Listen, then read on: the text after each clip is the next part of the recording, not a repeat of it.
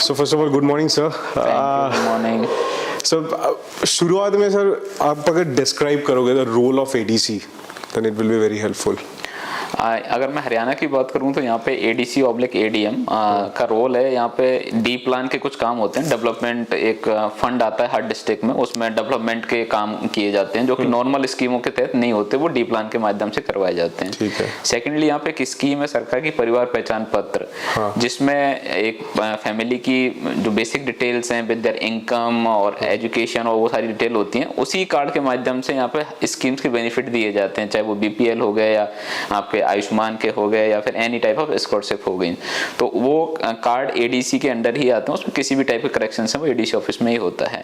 एक आपका फूड का कोई भी सैंपल्स कलेक्ट किए जाते हैं, वो फूड सप्लाई ऑफिसर लेता है, और उसमें कुछ भी मिसब्रांडेड या सब स्टैंडर्ड क्वालिटी का कोई प्रोडक्ट आता है तो उसका केसेस एडीसी के अंडर ही आता है।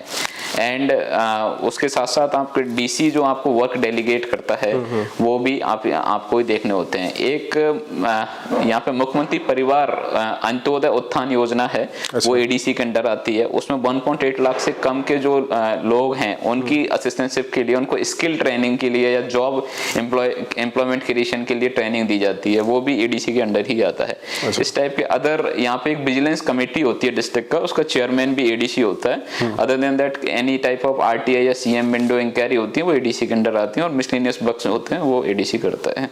एक रिन्यूएबल एनर्जी का कंपोनेंट होता है जिसमें आपको रिन्यूएबल एनर्जी को प्रमोट करने के लिए जो स्कीम्स हैं हरियाणा सरकार की और केंद्र सरकार की, उनको इम्प्लीमेंटेशन का जिम्मा भी एडीसी के पास ही है। सर जैसे अभी थोड़ी देर पहले हम लोग बातचीत कर रहे थे कि इन जनरल मैं भी जब किसी एस्पिरेंट से बात करता हूँ या तो इन जनरल भी हम किसी से बात करते हैं तो लोगों को ये लगता है एडीएम मतलब वही डीएम ऑफिस के जो काम होंगे वही होते, बट ये जो ब्रॉडर पिक्चर होता है ये नेचुरली नहीं होता है। जैसे आप अभी कह रहे हो because you are into the service from last 2-3 years, you got the depth of the service, तो इनिशियली ये सब तो नहीं था। So what do you feel जब when you see an aspirant standing in front of you, क्या कहाँ lack कर रहा है? जैसे एस्पिरेंट्स मैंने जैसे बताया था, ऑफिस के वक्त साथ साथ फील्ड का भी होता है, और आपके डिफरेंट हर कैडर में आपके समय के साथ आपके प्रमोशंस फिक्स हैं। जैसे मैं अगर आईएएस की बात करूं तो इनिशियली आपकी ट्रेनिंग से स्टार्ट होता है, 1 year training in the academy which is in Mussoorie, और उसके बाद आपकी डिस्ट्रिक्ट ट्रेनिंग होती है आपके कैडर में, उसके बाद आपकी एसडीएमशिप होती है, और फिर एडीएमशिप और मे बी कमिश्नर कॉर्पोरेशन और डीसी और समथिंग लाइक दैट, फिर आप सचिवालय में जाते हैं।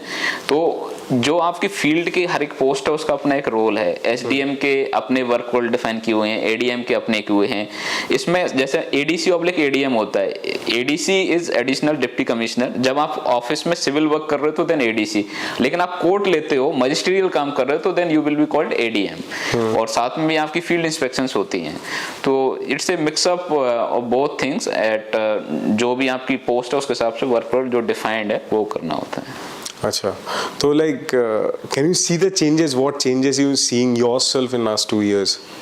Yeah, definitely. I think as a public servant also, I got to learn new things on daily basis. And जो IAS का जो वर्किंग स्ट्रक्चर है वो इतना डाइवर्सिफाइड है कि आपको मेंटल ग्रोथ आपकी डेली टिल योर रिटायरमेंट तक ही होती रहती है।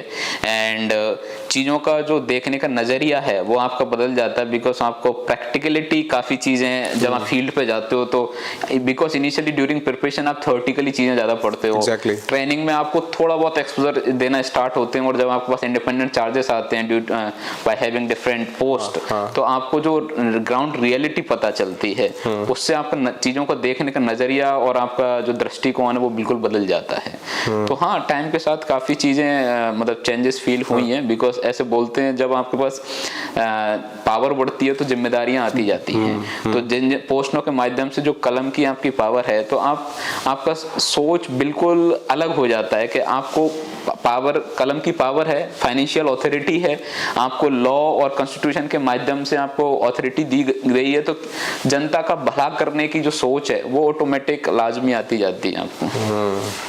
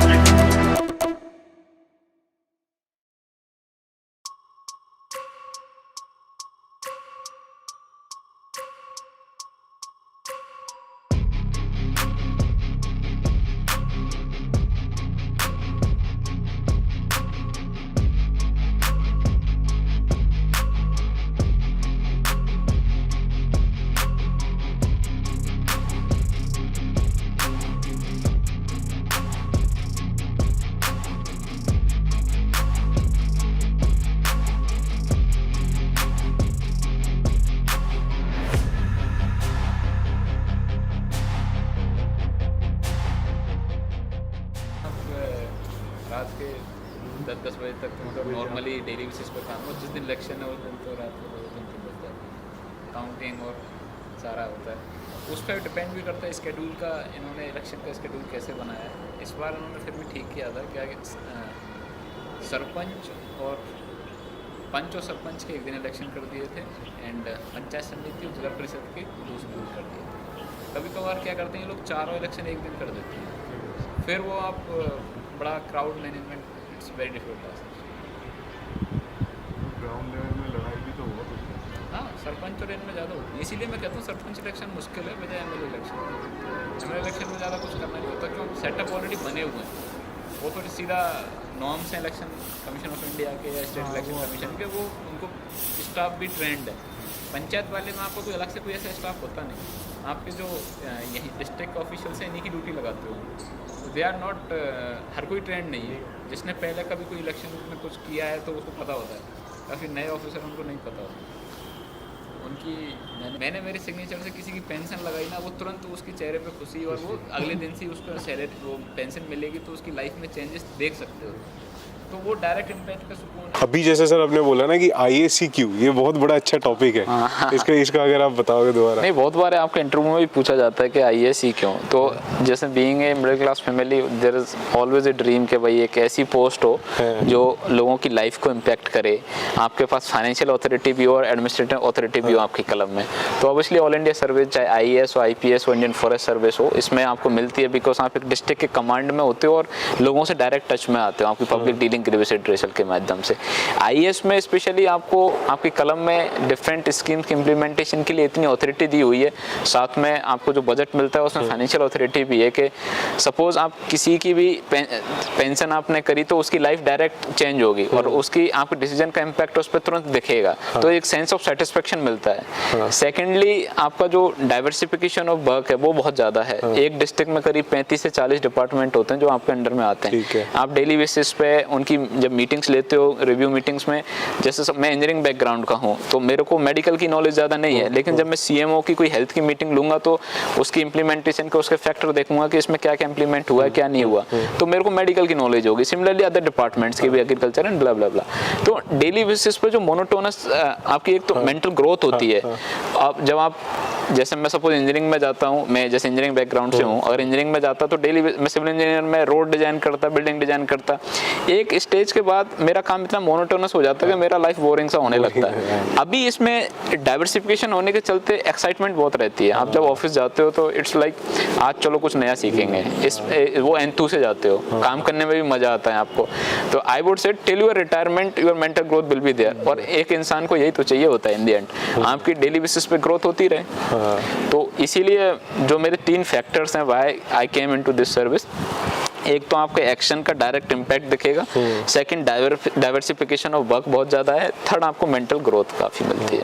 एक लेमैन क्वेश्चन पूछूंगा कि बहुत सारे लोग जो आउट ऑफ द वर्ल्ड होता है ना, उनको ये लगता है कि अरे ADM साहब है, DM साहब है, कुछ भी कर सकता है ना? Is it true somewhere? नहीं, सब कुछ तो नहीं। आई थिंक हर एक पोस्ट की अपनी एक ऑथोरिटी गिवन है कि उसके क्या वर्क रोल है, उसके माध्यम से लेकिन ये पोस्ट इतनी हायरार्की में ऊपर की हैं कि आपको जो रोल गिवन है उसमें आप सबसे टॉप लेवल पे हैं। तो जो आपके रोल हैं, जैसे ADM का कोई भी रोल है, अब जैसे परिवार पहचान पत्र का यहाँ पे रोल है, तो उसमें किसी भी टाइप परिवार पहचान पत्र की सारी पावर मेरे पास है। सपोज आप डेवलपमेंट प्लान की बात करें तो उसमें डेवलपमेंट के रिगार्डिंग मेरी सारी पावर है। तो पोस्ट को जो फंक्शन दिए गए हैं उनमें आप टॉप हायरार्की पे होने की वजह से आपको पावर पूरी दी हुई है। तो उन फील्ड्स में आप सब कुछ कर सकते हो, but it's not like a king type के, मतलब आप जो चाहें वो करते हैं। There should be legal things, और आपके जुरिडिक्शन में आती हैं, आपकी ऑथोरिटी के हिसाब से आपके फंक्शन रोल में है, तो you can do. But sir एक होता है ना, जैसे मान लो जब I don't think your family, do you come from bureaucratic family? Not really ना। तो जैसे शुरू में जब things get smoother, like when an IAS officer moves, you get things get smoother, वो चीज़ नहीं होता है, कहीं ना कहीं माइंड पे वो स्ट्रक करता है। इनिशियली में क्योंकि वो एक बोझ बन जाएगा फिर बाद में जाके, तो लेकिन जब आपकी ट्रेनिंग होती है तो आपको इन चीज़ों के बारे में बताया जाता है। जैसे एकेडमी में भी हमारे बहुत सारे लेक्चर्स होते हैं, या district training is also a part of learning process. तो उसमें आपको जब आप DC को या ADC को, SP को, जुडिशरी को, डिफरेंट ऑर्गेनाइजेशंस को जब काम करते हुए देखते हो तो आपको वहाँ चीज़ें पता चल जाती हैं आपके रोल के हिसाब से। हाँ, मैं मानता हूँ ड्यूरिंग द प्रिपरेशन आपको शायद बहुत सारी चीज़ें नहीं पता हो, या फिर जो लोग सिविल सर्विस की तैयारी नहीं कर रहे हैं या इस सर्विस में नहीं है, उनको शायद थोड़ा सा मिसकम्युनिकेशन हो सकता है। Because no doubt in that लोग बहुत उम्मीद लगा के आपके ऑफिस में आते हैं, और इस पोस्ट को भी थोड़ा सा लार्जर देन लाइफ वाला बना रखा है। And no doubt in that authority है, बट एक हर उस चीज़ की रेस्ट्रिक्शंस भी होती हैं, उसके माध्यम से आप चीज़ें कर सकते हैं। Like if we see you are like, if you take it as a triangle, okay, there's a DC, there's ADC and SP, 3 stalwarts of the district, है ना? How will you share your experience to the budding officers to connect those 2 dots? Because you are one of the middlemen of those, so how will you share your? Districts में हमेशा review meeting होती हैं, जैसे not only these 3 but forest officers also और health officers also. तो 5 officers जो Bing होती हैं एक डिस्ट्रिक्ट को। 5th कौन सा होता है? Health and forest and police, judiciary and administration. तो 5 विंग की बीच में रिव्यू मीटिंग होती रहती है कोऑर्डिनेशन के लिए, एंड सबके अपने अपने रोल डिफाइन किए हुए हैं ऑलरेडी पहले से ही। और एक कोऑर्डिनेशन की भी जरूरत पड़ती है, तो उसमें एक लाइजनिंग रहता है, आपका ऑन पेपर भी चलता रहता है और मीटिंग्स के थ्रू माध्यम से भी चलता रहता है। तो कभी, लेकिन जब आप 5 विंग अगर एक साथ बैठी हुई हैं तो ऑलवेज IAS जो एडमिनिस्ट्रेशन विंग होता है वो डिस्ट्रिक्ट को रिप्रेजेंट करता है, तो वो चेयर करता है मीटिंग को हमेशा से, एंड कोऑर्डिनेशन के माध्यम से सारे काम करते रहते हैं। Can you tell us any moment which is one of the pressureful moment of your life? Like ऊपर से भी pressure है, side से भी pressure. As we were discussing during election time, election and disaster management, both things are both situations. You saw disaster management in Haryana? Haryana में अब disaster में काफ़ी सारे इंसिडेंट्स आ जाते हैं। ऐसा कोई साइक्लोन या बाढ़ वाला सिचुएशन तो यहाँ पे है नहीं, लेकिन आपके खेतों में पानी बढ़ जाना होता है, या फिर maybe some type drought situation कभी आ जाती है, या कोई मैन मेड में किसी फायर लग गया कहीं पे, जैसे मेरे निगम का भी मेरे पास चार्ज है, तो उसमें जो हमारी फायर वाली विंग है वो मेरे अंडर ही आती है, तो कहीं भी इंडस्ट्री में कोई फायर लग गई तो मैन मेड डिजास्टर्स काफ़ी रहते हैं यहाँ पे। उस टाइम हमारी प्रायोरिटी यही रहती है कि ज़्यादा से ज़्यादा लोगों को बचाया जा सके, ह्यूमन लाइफ का लॉस ना हो और प्रॉपर्टी का लॉस भी ना हो। एक जो आपने क्वेश्चन पुटअप किया था कि कभी कोई प्रेशर फील होता है, तो मुझे जो मेरे लास्ट 4 ईयर्स में सबसे ज़्यादा प्रेशर पंचायत इलेक्शन में हुआ था, बिकॉज यहाँ पे जब मैंने स्मूथली कंडक्ट कराया तो एक पंचायत इलेक्शन में बड़ा इशू रहता है कि सारी चीज़ें टाइमली हो, एक तो कोई बूथ कैप्चरिंग ना हो, एंड जो हमारा डेमोक्रेसी का and free and fair election का मोटो है वो पूरा सही तरह से फुलफिल हो। एंड इवन आज नेशनल वोटर्स डे भी है, तो मैंने वो ओथ सेरेमनी भी इसीलिए उनको दिलाई, पर उनको बताया भी था कि इसका मतलब ओनली कागजी फॉर्मेलिटी कंप्लीट करना नहीं होता है, रियल लाइफ में वो मैनर फुलफिल होना भी चाहिए।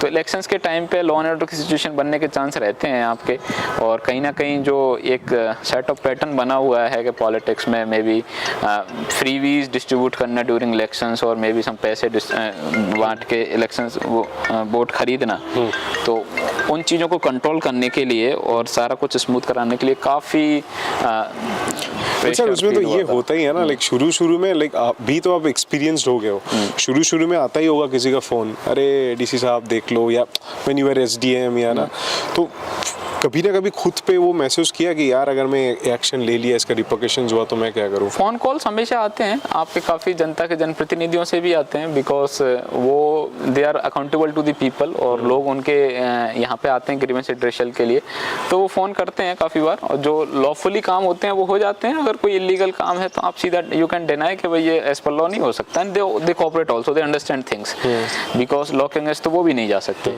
तो एज सच मुझे बहुत ज़्यादा प्रेशर इस टाइम पे नहीं आता है, बिकॉज आई तो जस्ट फॉलो द लॉ, और मेरा जो भी दिल कहता है उस चीज़ पे कि ये एथिकली भी सही होगा कि नहीं होगा। समटाइम आपको लॉफुली चीज़ें होती हैं लेकिन एथिकली सपोर्ट नहीं करता, तो I don't go with them.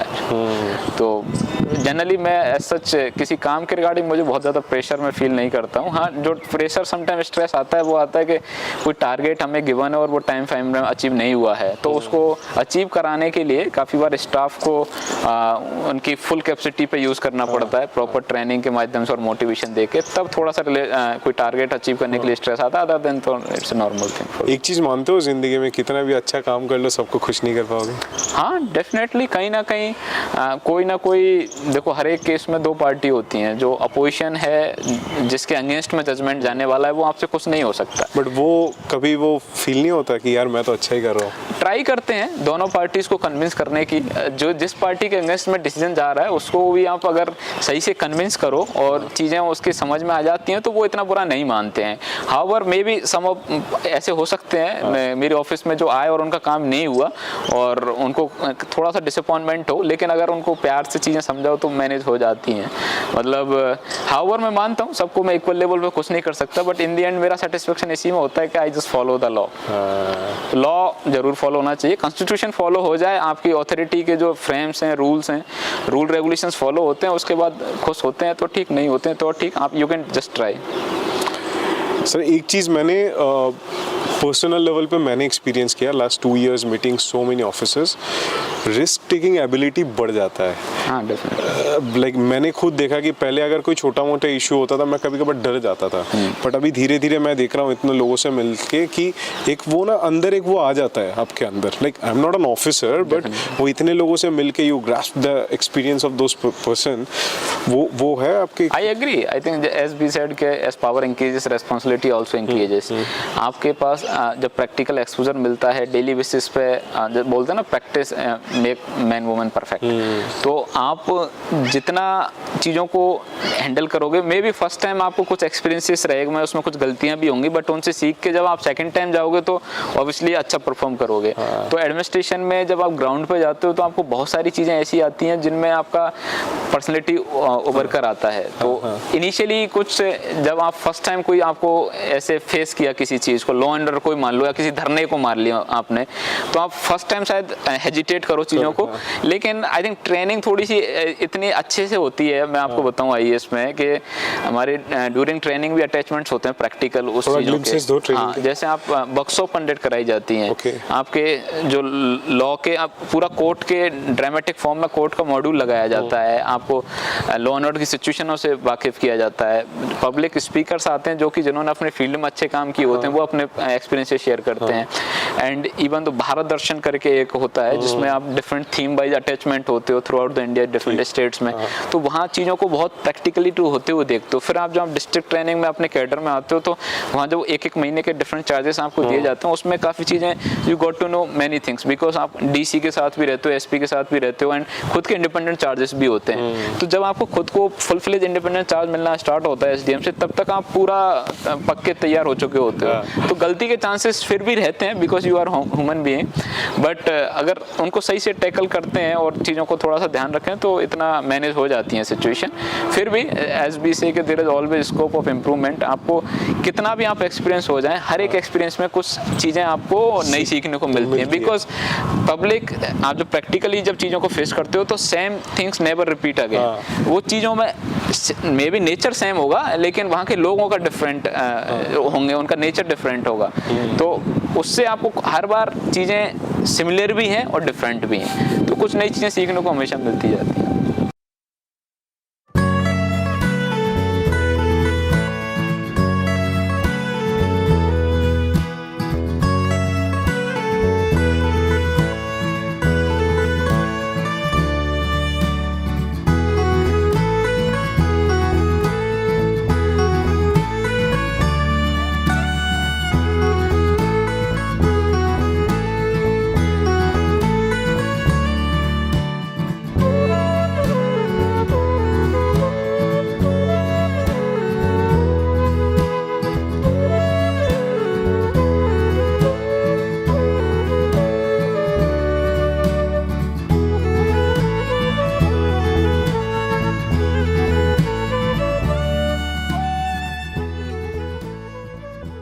अब नहीं मिलता, बंद हो गया।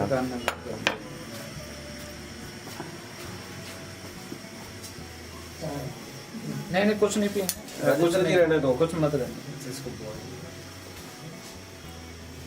बट इसमें तो अब जैसे आपकी गैस भी तो बहुत बर्बाद हो रही है, तो हाँ जी, कोई नहीं, वो चल जाता है जी। इससे अच्छा तो कुछ तो हम मिट्टी का काम करते थे पहले। ओके, फिर ये मैंने आगरा सीखा था। ओके, हाँ जी, आगरे से सीख के आया था। उसके बाद फिर हमने होलसेल सप्लाई शुरू की।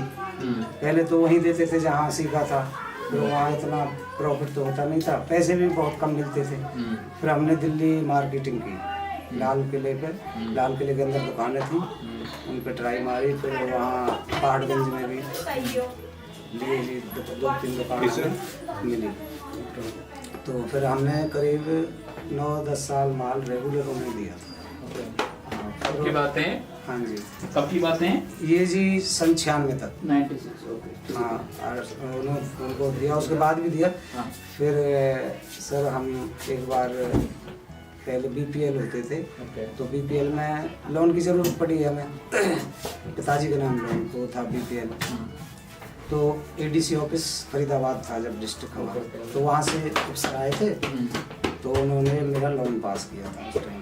तो फिर वो यहाँ मुझे ले गए, यहाँ से सब मशीन वशीन उठा के ले गए। वो ट्रेड फेयर लगता था पहले फरीदाबाद में, ये इसमें 12 सेक्टर में, तो वहाँ वो ले गए फर्स्ट में।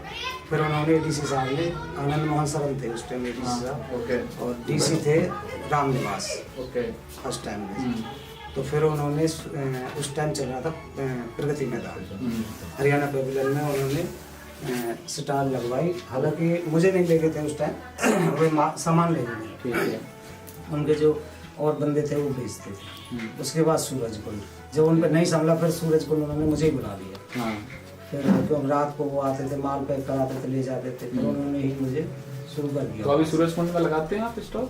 हाँ जी, सूरज कुंड। आपने मेरे को एक वो पोल्ट्री वाला बताया, बंचारी वाला, इनका हो गया, ऐसी कोई और भी एसएचजी है तो वो भी मैं विजिट कराना, उनको भी स्टॉल में वहाँ पे लगवाऊंगा। 7 दिन इनका वो रहेगा, आपको फ्री ऑफ कॉस्ट स्टॉल दी जाएगी, अपना प्रोडक्ट वहाँ पे मार्केट करना और बेचना। ठीक है। ठीक है। अब मुझे सूरज कुंड में जी स्टेट अवार्ड की उससे मेरी स्टॉल अलॉट हुई है। ओके। मुझे सन 2000 मैं और 2004 में 2 स्टेट अवार्ड मिला।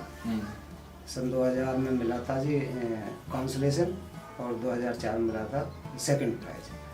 तो उसके बाद से उससे हैंडीक्राफ्ट बोर्ड में इन लोगों रजिस्ट्रेशन। का कल जो झांकी है 26 जनवरी पे उसमें भी ये कांच है जी, ओके। इसमें वाइट भी होता है। ये तो पूरा सॉलिड है। हाँ ठोस होता है जी, बिल्कुल ठोस ग्लास है जी। ओके। ये बिल्कुल ठोस होता है। तो ये कहाँ से मिलता है आपको? ये फिरोजाबाद। ओके। हाँ। ये ऐसा लाते हो? हाँ वहाँ चूड़ी का काम है। फिर इसका आगे क्या कैसे बंद करते हो फिर? ये सर ये है इसका जो ये कुछ है ये सीख रहे हो मैं बना के ओके। यही है सर बस इतना सा सेटअप है। यही है सर। अब तो इसने ये भी ले लिया। पहले वो कहा तुम्हारा पुराना सिस्टम मिट्टी का जो गैस स्टोव होता था सर क्योंकि वो छोटे वाला सिलेंडर लगाया है। स्पेशल रोड गरम करनी पड़ेगी। अब नहीं निकल बंद हो गया।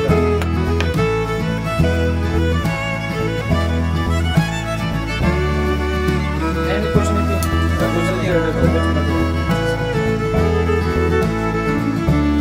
बट इसमें तो हम देखते हैं कि गैस भी बहुत बर्बाद हो रही है। हाँ उनमें वो चल जाता है ये सब।